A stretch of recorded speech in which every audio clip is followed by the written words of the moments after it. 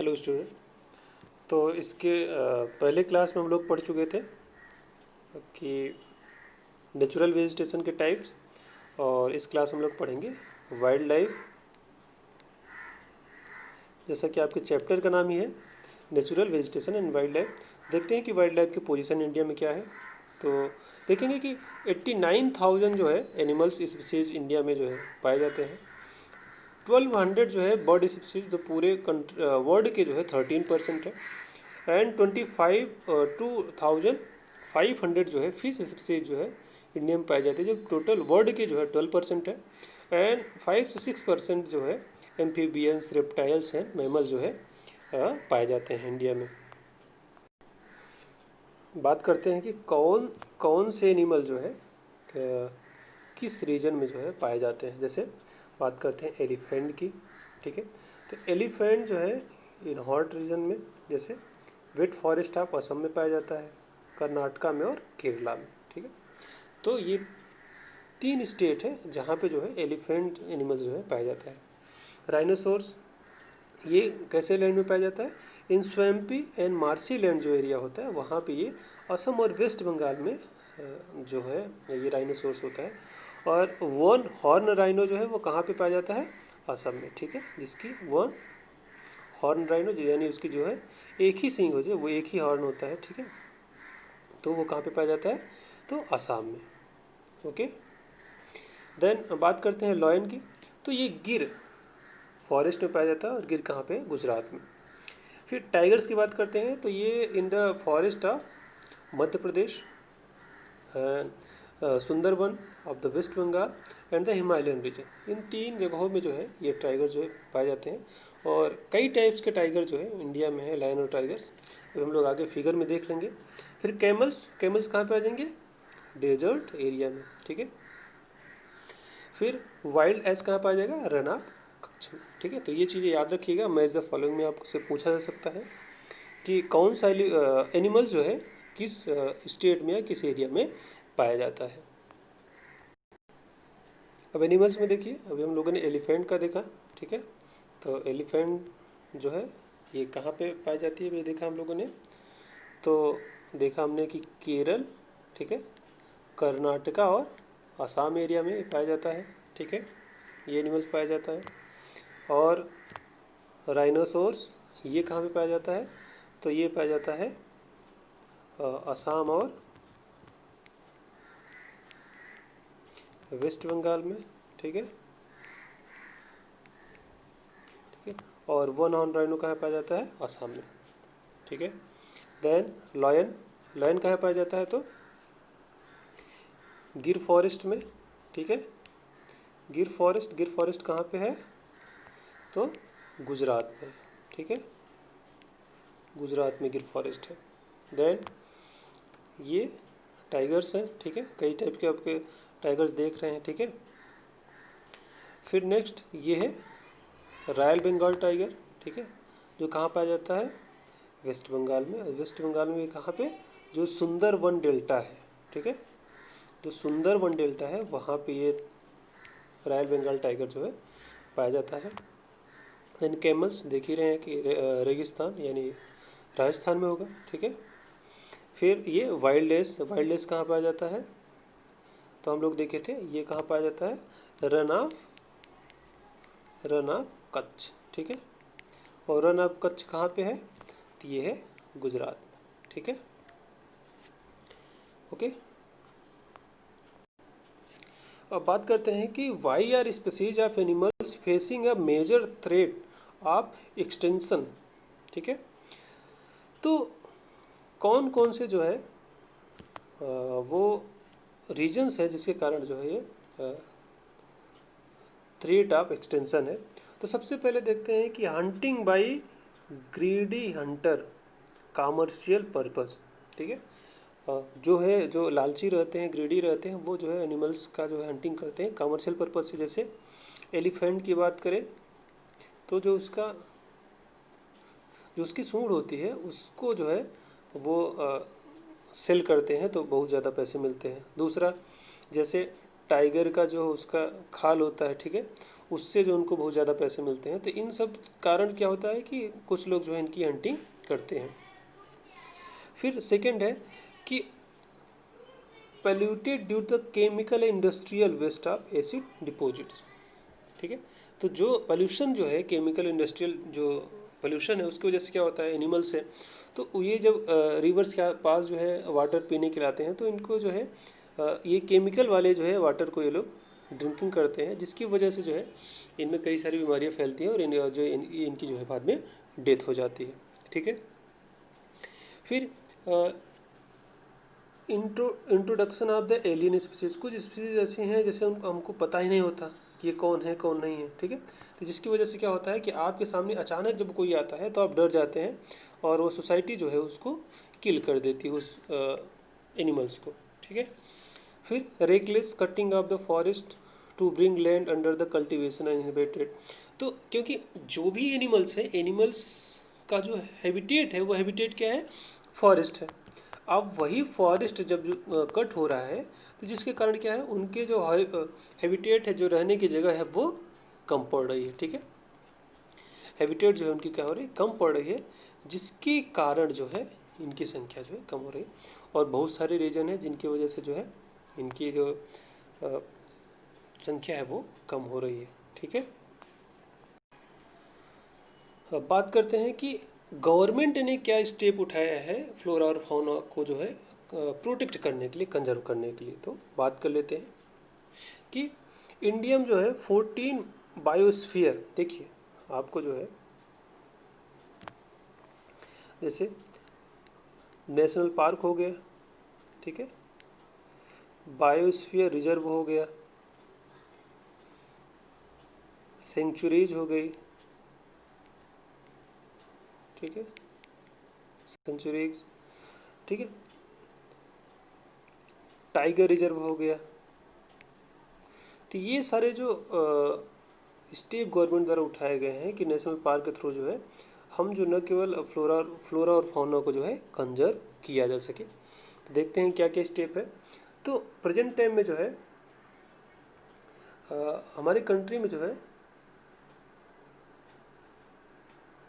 Food जो biosphere reserve है वो जो है सेटअप किए गए हैं, जिससे जो है फ्लोरा और फाउना को जो है रिजर्व प्रोटेक्ट किया जा सके। दूसरा उसमें जैसे बायोस्फीयर रिजर्व में कौन कौन से हैं, तो जैसे सुंदरबन, ठीक है, नंदा देवी। सुंदरबन कहाँ पे है, वेस्ट बंगाल में। नंदा देवी कहाँ है, उत्तराखंड में।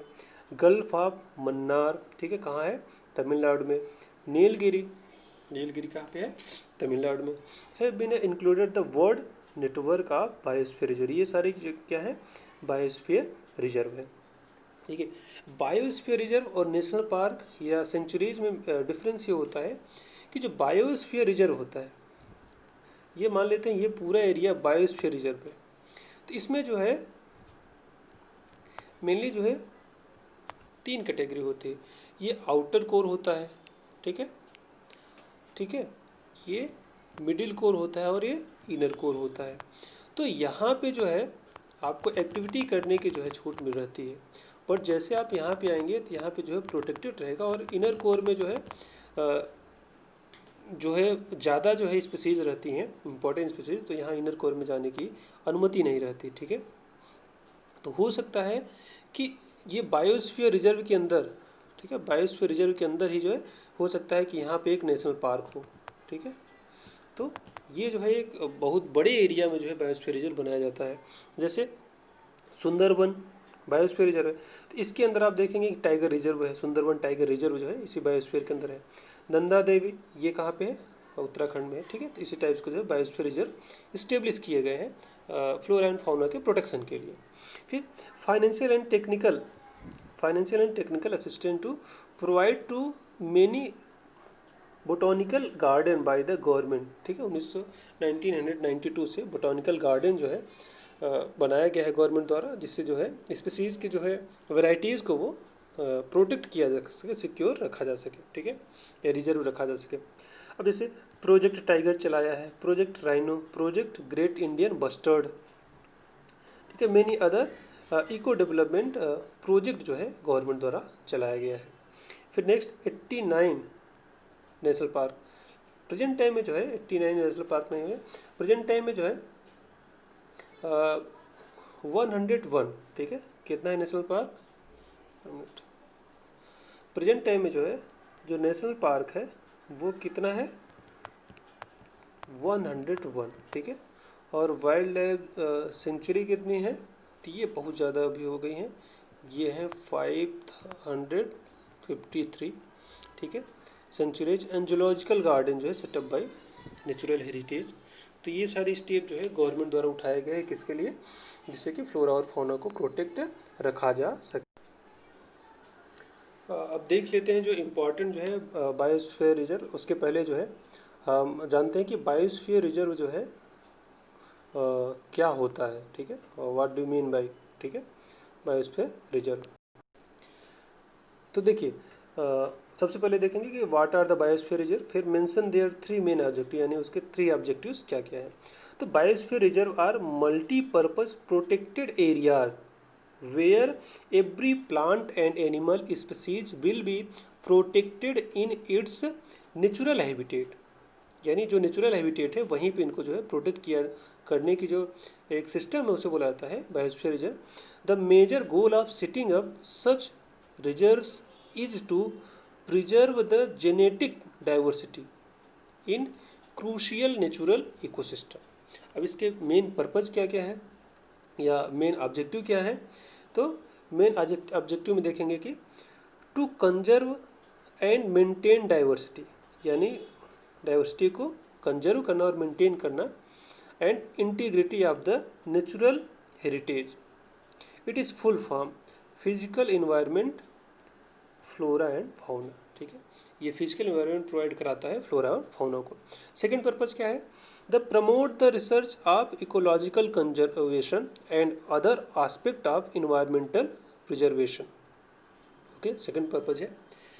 थर्ड है to provide facilities for education awareness and training. ये 3 पर्पज़ जो है बायोस्फीयर रिजर्व के हैं।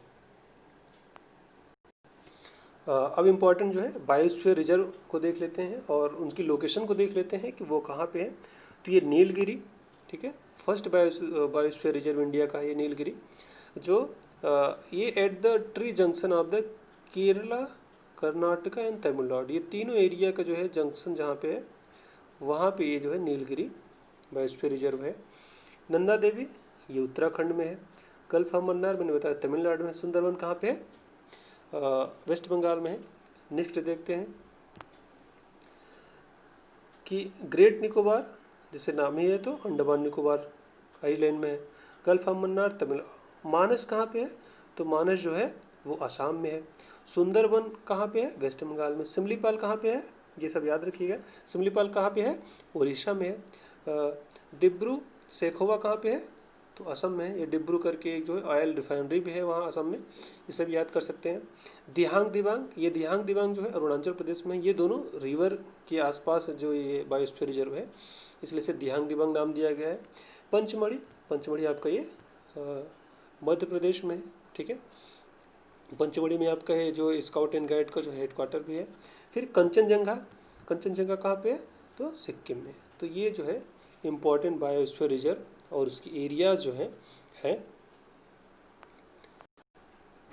चलिए इनके जो है पिक्चर्स भी देख लेते हैं। तो देखिए नीलगिरी है, ठीक है, अभी हम लोगों ने बात किया कि इसमें पहला जो है। फिर है नंदा देवी, उत्तराखंड का है। नौक्रेक, ये हम लोगों ने देखा था। नौक्रेक कहाँ पे है? ये मेघालय में है, ठीक है। ये भी क्या है? एक बायोस्फीयर रिजर्व है, ओके। देन ये ग्रेट निकोबार।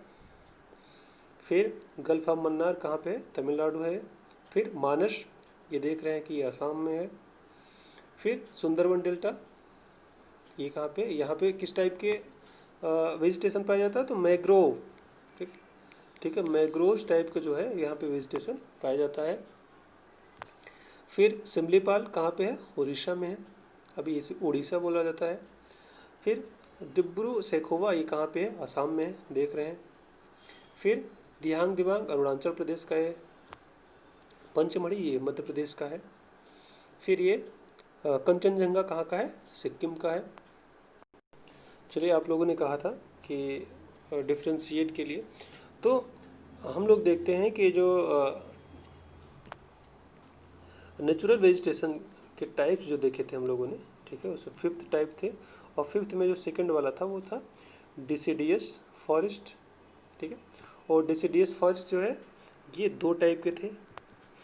इसमें जो है हम लोग डिफरेंस देख लेते हैं। तो पहला तो रेनफॉल के बेस पे हम डिफरेंस देख लें कि यहाँ पे जो मॉइस्ट डेसिडियस रेनफॉल है, डेसिडियस फॉरेस्ट है, वहाँ पे 100 से 200 सेंटीमीटर 200 सेंटीमीटर जो है रेनफॉल होगा। जबकि ड्राई डेसिडियस फॉरेस्ट में 25 से 100 सेंटीमीटर। एरिया कौन कौन से एरिया देख लेते हैं। तो एरिया में नॉर्थ ईस्ट स्टेट, ठीक है, along foot hills of the Himalaya, ठीक है, हिमालय के जो फुट हिल्स है वहाँ पे। फिर Jharkhand, West Bengal, Chhattisgarh and eastern slope of western ghat. तो ये एरियाज हैं इनके। ड्राई डिसिडियस फॉरेस्ट के एरिया कौन कौन से हैं। तो उत्तर प्रदेश, बिहार, मध्य प्रदेश, ये एरिया जो है किसके हैं, ड्राई डेसिडियस फॉरेस्ट के।